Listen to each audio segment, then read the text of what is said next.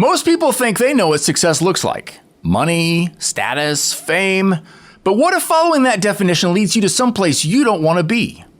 Today we're looking at the film The Family Man, and what that tells us about the need for relationship, defining your own success, and what true wealth really looks like. I'm Brent Diggs, and this is the Full Mental Bracket, where science and storytelling meet to help you level up and tell a better story with your life. Happy time period, bracketeers, and welcome back. Today we're going to talk about the 2000 film The Family Man. Not to be confused with Family Guy. That would be a different Totally episode different. altogether. This is a film, once again, from the year 2000. It's got Nicolas Cage. It's got Tia Leoni. It's got great people. It's I hate to say it, it's a romance. Don't hang up now, but it's a good one. It's not as well known as some of the other films we've covered, but it's still a good one, and we really like it. It's fabulous. It's a life story. It's a life lesson. We talk a lot on here about how to build a better story, and this is one angle that he decides to go with.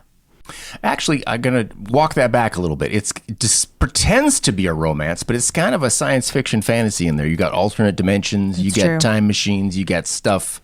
You got, it's you just got to watch through it. Yes. It's as if the Hallmark Channel got a hold of a good site. No, it's not that bad. I mean, it's not that wonderful. That's what I meant to say. Let's not talk about Hallmark. Let's not go there. All right, so this film starts with the flashback from 1987. For some of you, that was a long time ago. For some of us, that really wasn't all that long ago. True.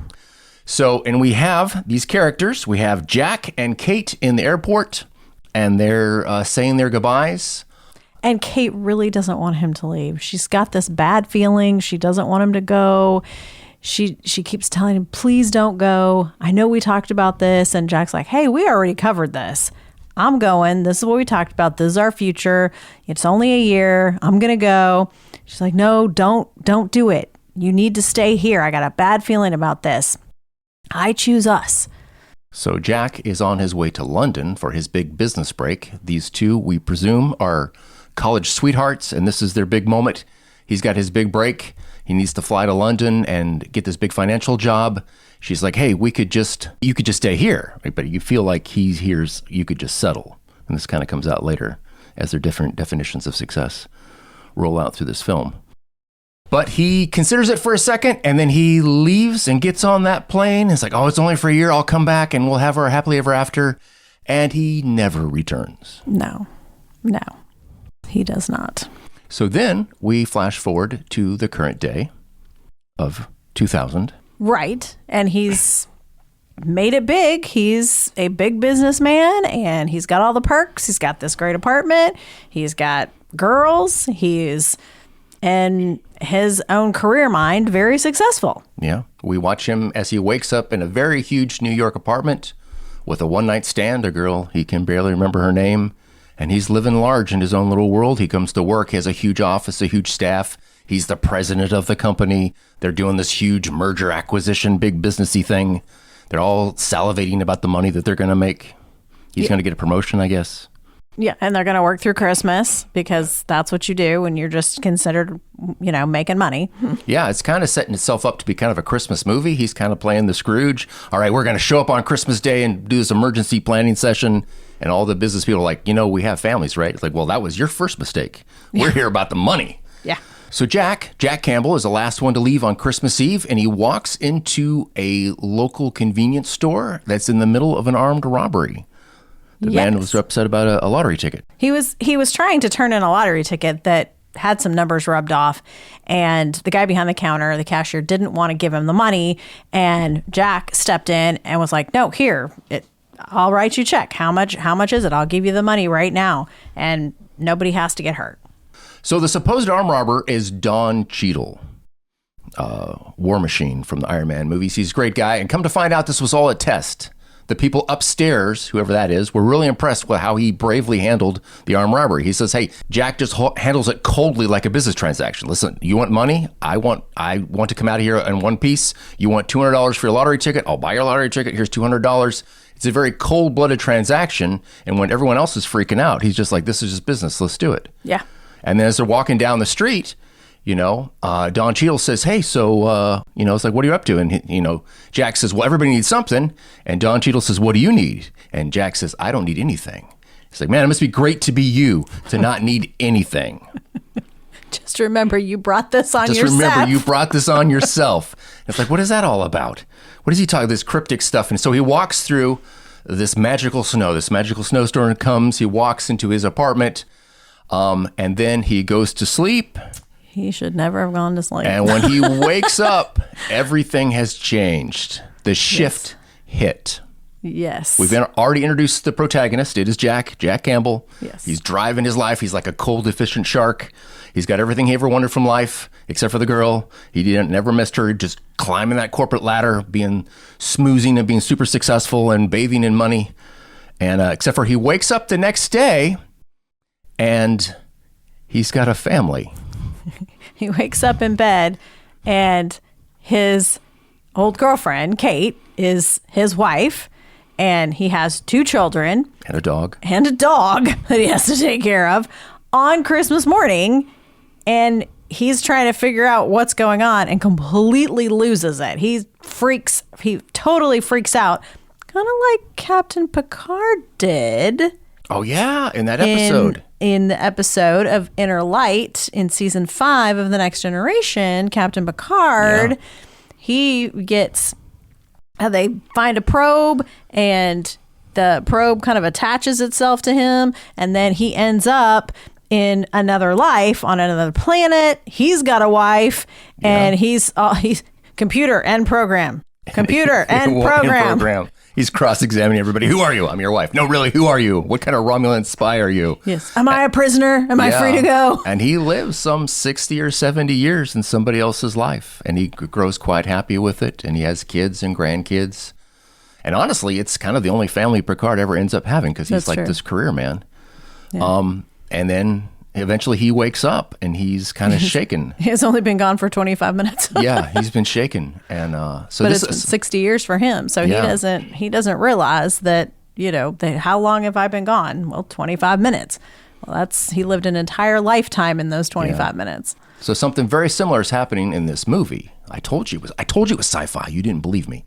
So he wakes up in somebody else's life. It's actually kind of also like the show Dark Matter, which we won't spoil for you, but it's about alternate timelines of dimensions and how a big decision can change your whole life and end up creating multiple versions of you. Yeah. And comes to find out there was a different version of Jack who did not jump on the plane, who stayed home with Kate, who raised a family, and then Jack wakes up in this guy's life. Well, he did get on the plane. It's just that he got a return ticket and he came back. He changed his mind. Yeah, he changed his mind the very next day and he came back. But the point for this is that he didn't get this gentle introduction. He got introduced with an elbow to the ribs. The baby's crying. Go get the baby. He's like, what's a baby? Where am I? What am I doing here? Yes. Why is my apartment so small? Why are these people screaming? Why is it Christmas? Why do I have in-laws? That would be the bad part. Why do I have in-laws? He's headed out the door and his in-laws are coming in. It's like, it just gets worse. So he freaks out. He storms out on Christmas Day trying to make sense of his life. He goes back to his old work. No one remembers him. He's like, I'm the boss. I own this place. And they're like, you're a bum in your pajamas. Please leave. Yeah. And nobody remembers him. And on the way home, he meets Don Cheadle. Don Cheadle is driving Jack's sports car. Yes. He says, remember, you brought this on yourself. It's like, how long is this going to take? It's like, as long as it takes. This is a glimpse. You're getting a glimpse of a life, and it's going to take as long as it takes. And the poor guy, he tricks him to get him out of the car, too. Yes, he does. And he hands him a bell, a little bicycle bell in a bag. But it kind of feels like Groundhog Day. It's like... Oh, it feels very much like Groundhog Day. Depending on how big of a jerk you are is how long this is going to take. Yes. So on his way home, Jack discovers that in this life, he has a best friend. And the best friend finds him. He finds them all wandering around. He's like, he thinks he's having a midlife crisis. He's like, yeah, who hasn't woke up and said, how did I get these kids? Where did this all come from? This happens to all of us, dude. It was just your turn. And he offers Jack the advice that alternate Jack had given him. He says, remember how good your life is. Don't screw up the best thing in your life just because you're a little unsure of who you are. And Jack is literally unsure of who he is. He's like, I am not the guy that has this life. But I mean, that's a good point. It's like a lot of us in our everyday life and real world is that sometimes we lose track of who we are and we start doing things that are out of characteristic for ourselves. we make some bad decisions or do some crazy things because we forget that we're not the kind of person who does that sort of thing, which I thought was an interesting point raised by this movie. When he gets home, Kate is crying. She's worried. She's been calling hospitals. Where were you? Where were you? And he's just trying to wrap his brain around this whole alternate universe that he's in. And of course, because she doesn't know anything about it, right. she's just concerned that her husband's been gone. And so she says, "Oh, you just want to stay here? Okay, that's fine. Call them and you can have the kids." We won't go to the party. It's like, I don't want to go to a party. Well, you can babysit then. Yeah. I want to go to the party. I want to go to the party. See, he's learning fast as a dad. Yes, he really is. But when he comes home, he gets his first taste of how his life interties with the people around him. He disappeared, and he didn't anticipate that everyone's going to freak out. They were worried about him. I mean, in his other life, apparently no one ever worries about him. You go home on Friday, right. You show up on Monday, nobody knows what you did, nobody cares. You're just this business cog. Everyone was worried about him. They're calling the police. They're trying to find him. And he's just like, oh, it never occurred to me that this tantrum was going to have effects on everyone around me. His wife also seems to think that he's having a midlife crisis. She just kind of rolls with this surprisingly well. Yeah, she does. His daughter's the only one that's really on. His daughter thinks he's been abducted by aliens or something. The aliens have got you. So it's kind of a cool storytelling technique is that he has no clue what he's doing in this life. So he always goes to his daughter and his daughter fills him in. This is where you do this. This is where you say this. This is where you're supposed to, today's your anniversary. Don't screw this up. Today is her birthday. Don't do it. They're like, oh, that's right. That's right. And so he's got a little prompter in the wings giving him his lines so he doesn't screw it up too badly. Yeah. Because otherwise this would be a whole different movie. The kid knew that this wasn't her dad. This is not my dad. This is not the same guy. Someone's taken my dad and replaced me with a dumber version, and I need to help you learn in a hurry. He goes from being a captain of Wall Street to working for his father-in-law at Big Ed's Tires. Go Big Ed. There's nothing against selling tires, but if you feel like you're doing like this $1 million merger and it's like, what's it going to take to put you into these white walls, these steel radio? It's like, what have I done? Where have I gone wrong? And he has several of those questions to himself. And he gets the paper cup out of the drawer with the alcohol and says, I must have needed you every minute. He found a bottle of whiskey. He's like, this guy was drinking every day to live with this life. Because he thinks that this is a bad life. This is the conflict that we're going to come into later in this movie, is that because they're not living high on the hog, because people don't call him sir and open the limo for him and pay him huge checks, he must be a failure because that's how he measures success.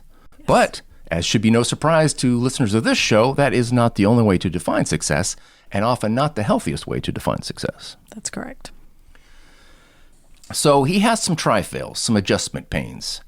He has a temper tantrum in the department store. They go to the department store. Yeah. I can kind of empathize with this. It's like, I don't actually need anything from the store, but I'm going to walk with the family and we're going to stop at every single store and get an icy and everything else and take what could be a 20-minute errand and spend 3 hours on it. And he finally snaps. And he's like, how could you do this to me? How could you inflict this family on me? He says out loud in front of a department store with everyone staring at him. It's like, you did this to me. Yeah, he really has a complete meltdown in this store. It's really embarrassing. And that's the thing, because he finds a suit. He's like, oh, this would look good on me. This would be part of my old life. And it's like, there's no way we can afford that. Like, this is your new life in which we live on crumbs. And that was it snaps for him and he throws a fit. Now, it's easy to think that he's a selfish bum because he's acting like a selfish bum, but I at least can kind of feel for him. I feel like my life, I think the reason why I like this movie, although as a general rule, I don't really care for romances, is that this one feels like it kind of parallels our story to a significant amount. Because I was a huge Wall Street guy. No, I wasn't. No, but like, where are you going with this? Well, we got married really young and we had kids really, really young. And, I had this plan to go to college and be an architect. And I was going to have the satisfying job. And, I didn't have limos or anything, but it was going to be this job that I loved and it was going to pay well. And all that kind of went out the window. And then I was in the military and then I was driving forklifts and we were buying diapers. And all my friends were going out and partying and I was babysitting. And more than once I said, how did this happen to me? Where are the choices that led to this? And were they the best choices available to me? I had to sit there with myself and it's like, do I Do I regret this? I'm like, no, I don't. My wife is amazing. These kids are amazing. But it doesn't stop the adjustment and the struggle. It's like I still feel in certain areas of my life I'm missing out because we're having to budget so hard and scrimp so hard and sacrifice so many things for things that honestly were more important. But you're also younger and less developed in those times. So it's like, I really want to have fun and party. And it's like, well, this is where you need to sacrifice. It's unfair that you're so broke when you're so young. It seems like it almost should be the other way around. It's like, I need all these things. I mean, I think we mentioned on the podcast before, I had this money set aside to buy a car stereo, and you said, no, the baby needs a car seat. Yeah. I'm like, how many speakers does a car seat have? I was really crushed. Looking back now from mature me, I look like a total idiot. But at the time, it's like, I never get nice things. These kids always need something. And I had a little Jack-worthy temper tantrum there outside of Toys R Us, I remember. Yeah. Well, I think, to be fair, I mean, Jack built up this life and he worked hard to create this version of him before he got switched over into the family man. And that would be a huge adjustment for anybody to go from one lifestyle that you're used to a completely different lifestyle overnight. It wasn't just like, oh, I made a decision and then this thing happened and I wish I had made this decision. It was like years. Yeah. And it would be, I don't know, I guess it would be similar to you and I, if somebody flipped a switch and, you woke up as an architect without a family and you're like, wait a minute, where's my grandkids? Yeah. Like what just happened? Yeah. So if you can kind of look at it the opposite direction. And more to the point, where are my socks? Because I can't find them without you. Oh, never mind. Yes, there would be a lot of adjustments that would need to be made. Yes. And so Jack and Kate have a series of conversations about what defines success. They talk about their different definitions of what's valuable and meaningful. For him, it's money and status. For her, it's family, friends, and connection. And he keeps mumbling to himself that his wife must be ashamed of him because he's not making enough money. He continues to project that judgment on her because that's how he thinks. He doesn't ask her about it. They don't calibrate their judgments. He just keeps assuming that there's no other way to look at the world than the way that he's looked at it his whole life. And she doesn't feel that way at all. She's content. She's a pro bono lawyer. She is serving her community, her family, her friends. And he ended up with the job at Big Ed's because Big Ed had the heart attack. And so he had to step in and take over. And he wasn't able to continue to pursue his career at that point because he needed to help the family in a moment of crisis, which is what we do in life. I mean, we're gonna help our family. We're gonna step in these trying times.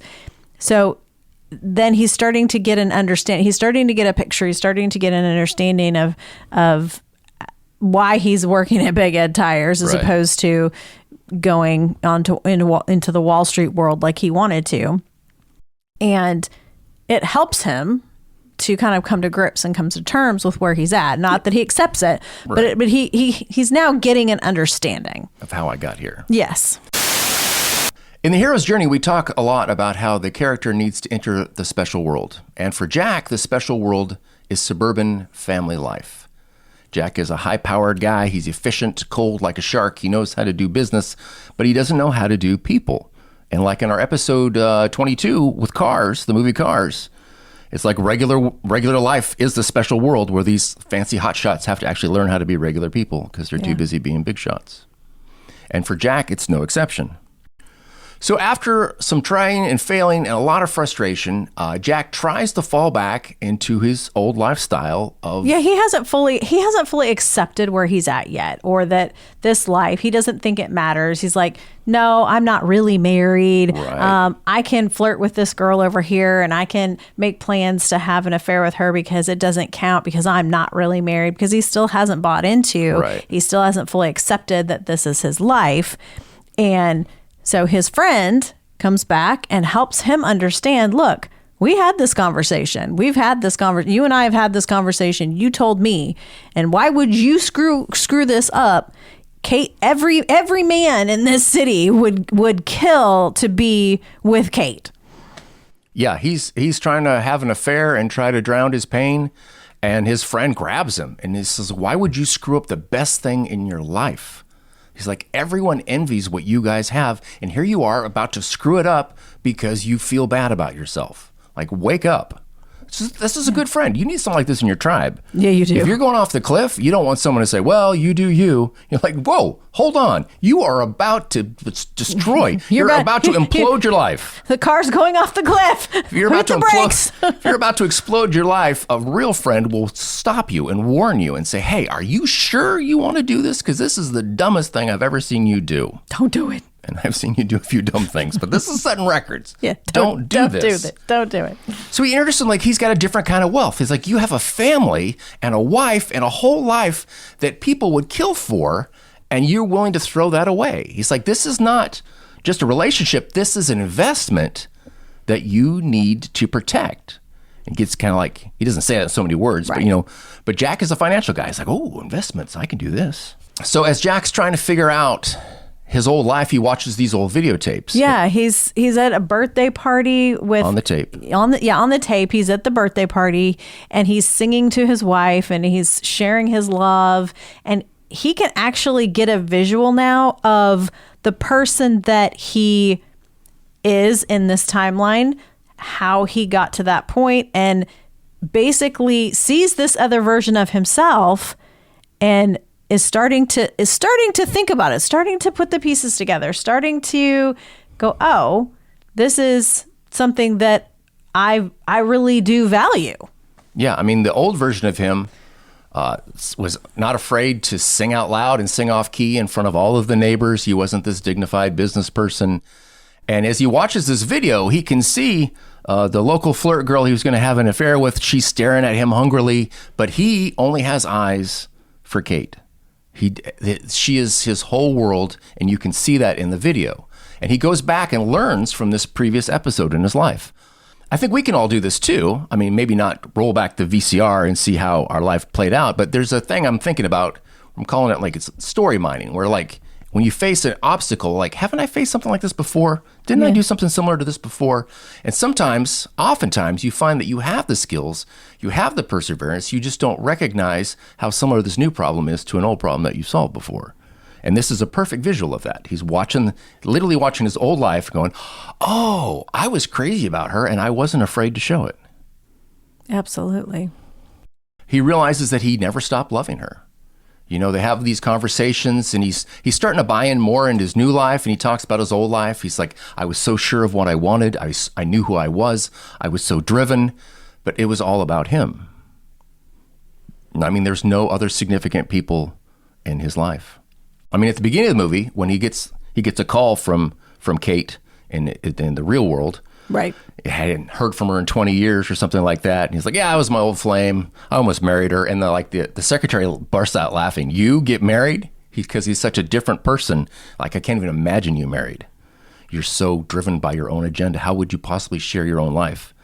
And so he gets flung in this new life. He gets flung in the deep end. He really does. I hope you can swim. Don Cheadle's laughing. You did this to yourself. Oh.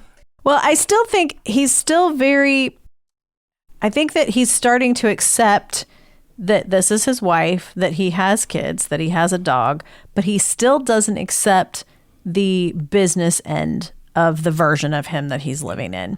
For the anniversary, he takes her out and he takes her to a high-end restaurant. They go to this fancy hotel, and he is trying to show her kind of the side of him that he wanted to be and that he was in his old version. And he's trying to show her, like, this is actually good too, not just this other version. Right. He's like, this is the good life. And it kind of backfires on him, because she says, she looks at the room service and everything waiting on him. He's like, can you imagine your whole life where everything was this easy? And he's like, nodding, yes, I absolutely can imagine that. It would be great. And she points out something that's not new to people that listen to this show, is that a meaningful life takes struggle. The things that come easy don't feel meaningful. They don't last. They don't satisfy. If you don't have to work for something, it's just one flash of happiness and then it's gone. And she's onto that. She's like investing in this family, losing some sleep, losing some money, doing what's right for these kids, working on our relationship. The struggle is part of what makes it valuable. And he's starting to figure that out. He's starting to. It's the glimmer. Yeah, he's starting to figure it out. The glimmer and the glimpse. The glimmer and the glimpse. I like that.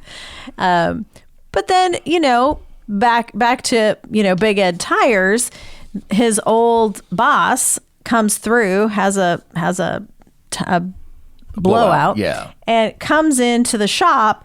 And so he starts to talk with him and gets invited to the city to go and see his old boss and try to win a job.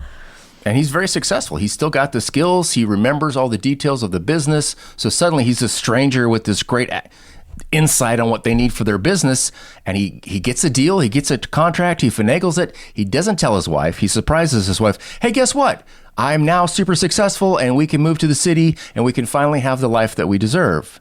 And she does not take that well. No, she pretty much says, but I saw us growing old in this house together. I saw us raising our kids, having our grandkids here, working on the back porch together. I saw our whole life here. We've invested in this life and I saw our whole life here. But if this is what you need to make you happy, then I support you because I choose us. Yeah, there's two powerful lines in that scene. This is like the best scene of the whole movie because he says, we could finally have a life that other people envy, riches and fame. And she says, they already do. That's right. And it's the echo of the best friend. Stupid. You have the best life of anybody I know and you're still not happy with it. That's right. In the loving way that best friends. It's That's like, hey, dummy, pull right. your head out, focus.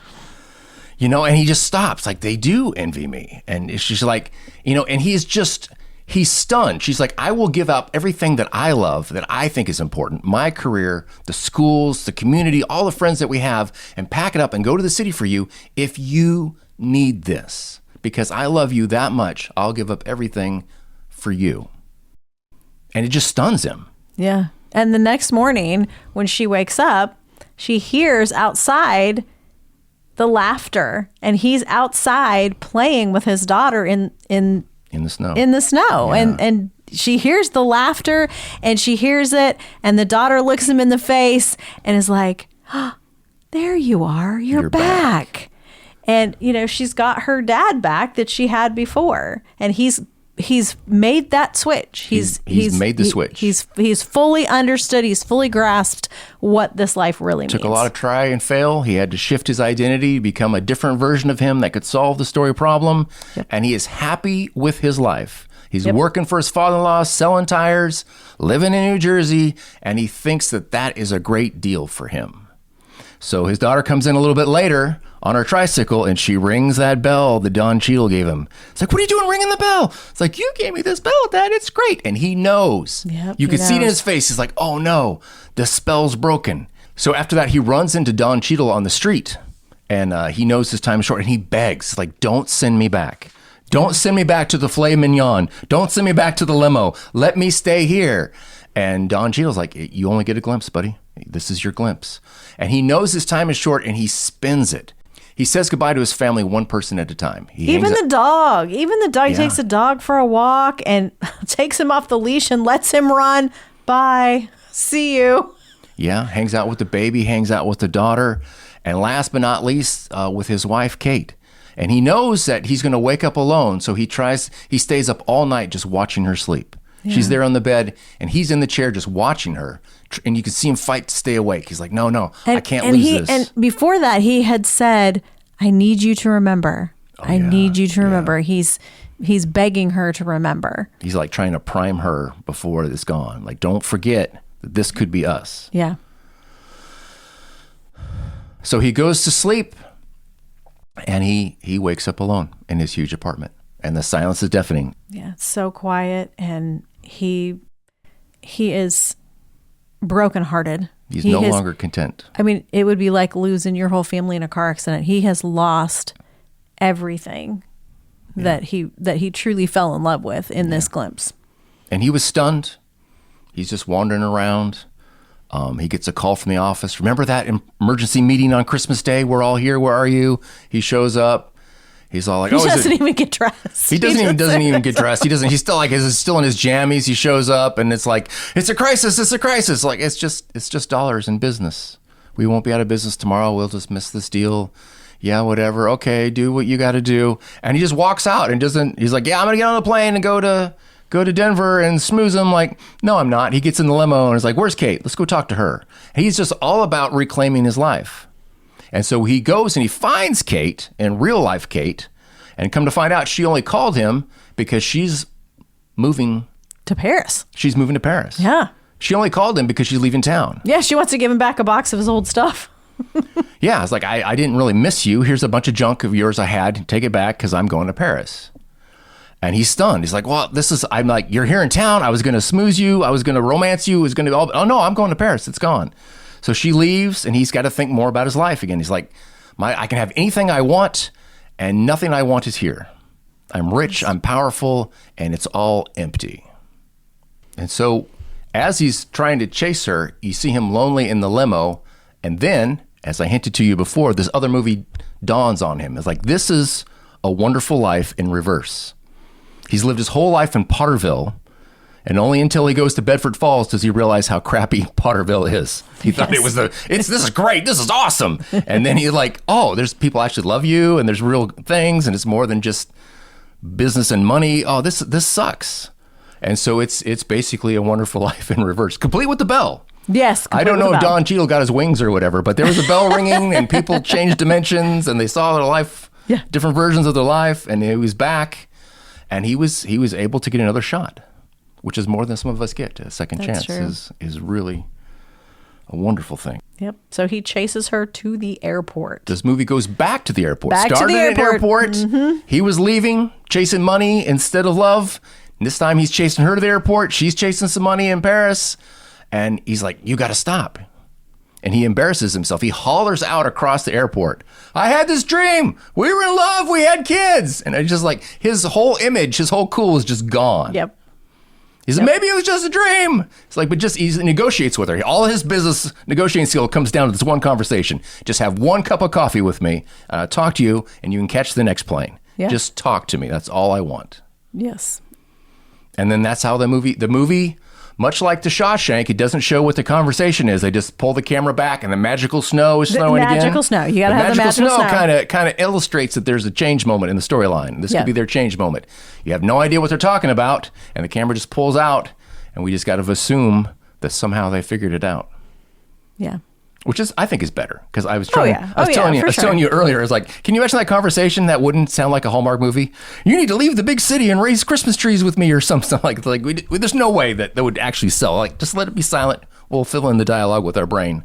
Yeah. And then insert something amazing right here. Oh, you do love me. It's like, I don't know what he just said, but it was amazing. Yeah. So it's kind of like, it feels like that moment too in Groundhog Day where he's finally gets it. He's not trying to get everything for himself. He understood, he's learned, he's gone through this day over and over and over again, and he's finally learned how to be a good human being and to really care about other people. Which brings us to the takeaways. Some takeaways. Yes. So we've got some questions for you. How balanced is your portfolio? Have you invested in relational wealth, or are you focused more on wealth and status? How balanced is your tribe? Remember, I've talked about before how you want to be, just like in the movie where he had a friend who was helping him, you want to have people in your life who are further along in the journey than you so that they can help you. And then you also want to have people that you're helping who aren't as far along in the journey as you are. Are you speaking into the lives of those people who are not as far along, and are you listening to those people who are further along than you are? And they don't necessarily have to be older than you. They could be like the daughter. Here's your line. You're screwing this up. Here's your line. Yes. All right. And like the two versions of Jack, our decisions shape who we become. Where are your current decisions leading you? And is it a place that you want to go? That's all we have for you this time. We'll be back soon with another episode. Thank you for joining us.